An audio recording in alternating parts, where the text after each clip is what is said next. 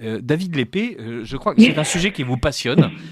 Voilà. Et donc, au Moyen-Âge, on invente l'amour courtois, alors pas au tout début du Moyen-Âge. Rappelons que ce terme Moyen-Âge, ça désigne juste 1000 ans. Donc, quand même, c'est une période qui n'est pas très fine. Hein, mais 1000 ans, c'est quand même. Je sais pas, pour donner une idée de. Un siècle, c'est 20 quinquennats de Macron, quoi. Hein, 1000 ans, c'est 200 quinquennats. Voilà, donc il faut quand même. Voilà, donc il faut se rendre compte. Il y a 1000 ans, c'est comme si on avait 200 présidents Macron qui se succédaient. Donc c'est une période horriblement longue et sans doute horriblement pénible. Mais au Moyen-Âge, on invente l'amour courtois et donc les gens en fait apprenaient à vivre ensemble, les hommes et les femmes. On ne parlait pas encore de transgenre, il n'y avait pas encore de conférence pour nous expliquer que Jeanne d'Arc était évidemment un trans. On ne vivait pas ça comme ça. Et vous avez vous-même, abordé à de nombreuses reprises dans vos réflexions et dans vos ouvrages cette question des rapports entre les hommes et les femmes et du féminisme et de la manière dont le féminisme a voulu absolument bouleverser les choses. Ce qui est agréable, c'est que, évidemment, on adore taper sur les féministes dans cette émission, mais vous aviez raison et vous m'avez dit, mais en fait, plutôt que de se moquer en permanence des autres, rappelons aux auditeurs avec courtoisie pourquoi nous nous battons. Ce qui m'y a fait penser, c'est-à-dire passer d'une dialectique de la négativité et de la critique à quelque chose de plus positif, c'est un livre récent qui s'inscrit tout à fait dans cette réflexion, qui est le dernier livre de Bérénice Levet, qui s'appelle « Le courage de la dissidence », qui est une sorte de charge contre le wokisme, mais plutôt que de répéter ce que tout le monde commence déjà à avoir dit depuis quelques années. On sait pourquoi on n'aime pas le woke, le politiquement correct, le néo-féminisme, on a à peu près compris de quoi il s'agit, mais qu'est-ce que nous avons à leur opposer et pourquoi nous battons-nous? Parce que contre quoi, on le sait. Et maintenant, il paraît assez évident que ce que nous reprochons à toutes ces nouvelles tendances, c'est de vouloir réformer nos mœurs dans une direction qui ne correspond pas aux nôtres de mœurs. Et c'est même un peu plus profond que ça. C'est une anthropologie radicalement différente de la nôtre qui s'y oppose. Alors déjà, nos mœurs sont attaquées, je dirais, par le bas, via une certaine submersion migratoire issue de sources qui ne sont pas forcément les plus compatibles possibles avec nos mœurs, notre culture, mais elle est aussi attaquée par le haut. Quand je dis par le haut, c'est-à-dire socialement par le haut, par le biais des institutions, des universités, des lois maintenant, puisque le wokisme infuse jusqu'aux lois européennes ou nationales. Ça ne se marie pas bien, c'est le moins qu'on puisse dire, avec la manière dont nous entretenons le commerce des sexes, comme on dit, à la française. Alors on peut remonter, comme vous l'avez fait, effectivement, au Moyen-Âge, où tout n'était pas aussi courtois, où il y avait sans doute beaucoup de sauvagerie et de scènes de ménage. Mais depuis le temps de la littérature courtoise jusqu'à la libération sexuelle des années 60-70, en passant par la galanterie de l'âge classique, le libertinage du siècle des Lumières ou encore, bien sûr, le romantisme, autant de périodes certes différentes, plus ou moins libres, plus ou moins chastes, mais qui avaient toutes comme point commun de valoriser la distinction des sexes, cette distinction faisant le jeu de la séduction, qui permet ensuite effectivement l'amour, la complémentarité, le couple, toutes ces choses-là. Alors évidemment, je ne dis pas que les autres pardonnez-moi, David Lépée, vous dites des choses abominables. D'abord, vous avez dit le mot séduction. Donc séduction, c'est quasiment la culture du viol. On est bien d'accord. Vous êtes en train de nous expliquer que les hommes séduisent les femmes et donc ça signifie en fait qu'ils jettent sur eux leur emprise, qu'ils les dominent. Il faut que vous nous expliquiez en quoi cette distinction des sexes, donc qui selon vous ne serait pas un pur construit social, est véritablement un facteur de civilisation. Vous avez l'air de sous-entendre que pour apprendre à vivre ensemble, il faudrait reconnaître cette distinction. Ah oui, ça me semble évident. Pour revenir à Bérénice Levet, dans un ouvrage précédent qu'elle avait publié en 2014, c'était à l'époque des critiques de la théorie du genre. Ensuite, ça s'est développé sous d'autres formes, comme le wokisme, mais écrivait « Je ne vois guère de civilisation qui réunit tant d'efforts, consacré tant d'attention, consumé tant de jours à l'exploration et à l'élucidation de l'intrigue du désir. La neutralisation des différences sexuelles n'est assurément pas notre fort. Le masculin et le féminin y exhalent un parfum capiteux et l'on comprend que la théorie du genre, par exemple, et d'autres, réservent un si grand mépris à cet héritage. La France se singularise dans le concert des nations occidentales par son attachement à cette essentielle altérité et à l'intrigue qui s'y noue. Et je pense que oui, ça contribue à la bonne entente des sexes le fait qu'il y ait cette séduction. Alors, moi qui suis suisse, dans le droit suisse, je peux vous dire que c'était le nom d'un délit. Je crois que c'est plus le cas actuellement, mais le délit de séduction, c'était en fait l'équivalent d'une forme de détournement de mineurs, mais pour les mineurs presque adultes. Et c'était bien avant le wokisme et ce qu'on appelle aujourd'hui la culture du viol. Pour que la séduction soit considérée comme un délit masculiniste, il faudrait qu'elle soit unilatérale. Or, elle ne l'est pas. Elle est partagée très équitablement par les deux sexes, c'est le moins qu'on puisse dire. Alors, et donc, Bérénice Levet exalte à nouveau cette différence, cette spécificité française. Oui, comme de nombreux auteurs, et comme d'ailleurs de nombreux auteurs féministes, enfin féministes au sens d'un certain féminisme classique. Je pense à Mona Ozouf, je pense à Claude Habib, par exemple, qui sont revenus peut-être sur certains excès passés du féminisme, en considérant que l'alternative à la galanterie, ce n'était pas une espèce d'égalité complètement désincarnée, mais c'était d'autres risques bien plus inquiétants pour les femmes, comme le retour de la sauvagerie.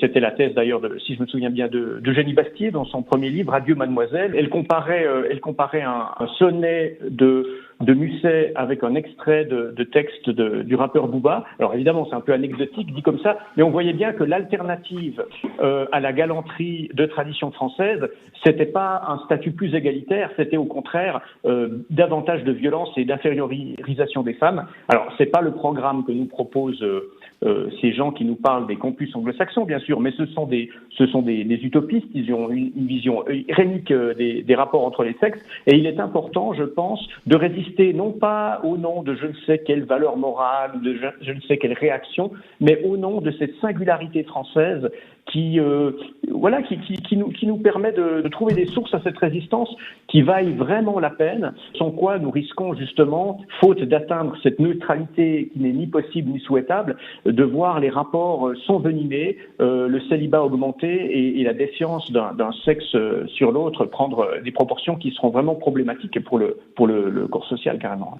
Alors, vous ne croyez pas si bien dire, ou plutôt, je préjuge que vous ne le savez pas, mais si ça se trouve, vous le savez déjà, il y a un centre américain, le CDC, Centers for Disease Control and Prevention, autrement dit le Centre pour le contrôle des maladies et la prévention et le contrôle des maladies, qui vient de publier une étude tout à fait passionnante où il nous explique que les filles, enfin les jeunes d'une manière générale, et les filles en particulier, sont absolument traumatisées aux États-Unis. C'est pas la Schadenfreude, parce que évidemment, là, il s'agit de milliers d'adolescents qui sont en train de souffrir, mais dans un pays où on a réussi à nommer un transgenre ministre de la Santé, on nous explique que toutes les filles et tous ceux qui prétendent ne plus être un homme, mais être une femme, ne pas être une femme, mais être un homme, et être ni homme ni femme, mais voilà, donc tous les non-binaires possibles et imaginables,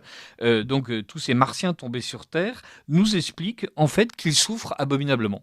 Et on se retrouve avec une fille sur trois avec des problèmes psychologiques au point que les pensées suicidaires et les troubles de la santé mentale font florès. Et j'ai été stupéfait en me disant, mais voilà, on a réussi en 10, 20 et 30 ans de révolution culturelle à nous asséner le fait que les hommes étaient violents, que la masculinité était toxique.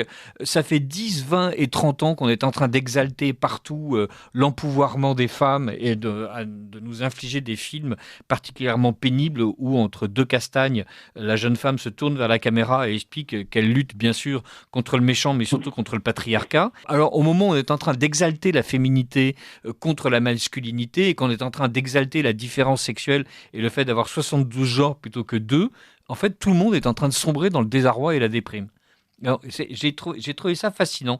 Quand vous nous dites que Bérénice Levet, elle, est en faveur de la distinction des sexes et qu'elle trouve qu'on peut bâtir une civilisation, on voit que quand on le nie, on est en train juste de bâtir non seulement une génération de fragiles, mais de gens qui n'ont même plus envie de vivre. Il y a une augmentation d'ailleurs du célibat, alors qui peut être due de nombreuses autres raisons, notamment des raisons sociales et économiques. Mais je pense que ça n'aide pas, puisque maintenant la galanterie qui avait été longtemps si désirée par les femmes, et d'ailleurs qui l'est toujours pour la plupart, à mon avis, il faut bien se rendre compte que la critique que nous menons là, elle concerne pas tellement les mœurs des gens ordinaires, mais elle concerne leur représentation par celles et ceux, comme on dit, qui sont proclament les porte-paroles, et notamment les associations féministes relayées par les institutions. Mais aujourd'hui, la galanterie, dans la littérature féministe, elle est désignée par un terme qui peut paraître tout à fait oxymorique, qui est celui de sexisme bienveillant. Vous tenez la porte à une femme, c'est un cas de sexisme bienveillant. J'y étais moi-même confronté il y a quelques jours, la dernière fois que j'étais à Paris, quand je descendais du TGV. Il y avait une dame avec une lourde valise. Je lui propose de l'aider à descendre sa valise parce que c'était un de ces TGV à étage. Et au lieu de me répondre oui ou non, elle me répond je suis mariée. Et je lui dis c'est intéressant, mais je réitère ma question parce que je préfère rester dans le sujet. Et elle me répond j'ai déjà répondu à votre question. Alors j'ai passé mon chemin. J'ai réfléchi un moment pour comprendre le rapport entre la question et la réponse, et je ne l'ai toujours pas très bien compris. David, je pense qu'elle vous a pris pour un infect suborneur, puisque voilà, en français, il n'y a pas le délit de séduction, mais il y avait le fait de suborner, et donc le suborneur est un séducteur qui a de mauvaises pensées, et donc voilà, qui vise à victimiser. Merci de nous avoir parlé du féminisme, David Lépée. Je ne résiste pas au plaisir de citer un dialogue qui prouve que Sandrine Rousseau n'a pas lu Bérénice Levet. Et donc Olivier Dussopt, ministre du Travail, apostrophe Sandrine Rousseau dans l'hémicycle, et je cite le dialogue. J'ai noté plusieurs contradictions, Madame Rousseau. Vous répétez qu'il faut des politiques publiques, mais je ne sais pas de quoi vous parlez. Sandrine Rousseau répond avec un peu comme votre dame, c'est-à-dire « c'est tout le problème, c'est votre problème ». Mais en fait, reprend Olivier Dussopt, vous ne présentez pas vos propositions à part celle de rejeter notre action. Ça va, dit Madame Rousseau. Et Olivier Dussopt, qui parle français comme une vache espagnole, dit « mais je ne vous ai pas harangué, moi ». Et donc Sandrine Rousseau ne comprend pas ce que signifie être harangué. Elle suppose malgré tout qu'il y a sans doute une petite intention méchante. Vous savez, maintenant tout le monde dit haranguer, tancer, marteler. Enfin, les mots ont un peu perdu de leur sens.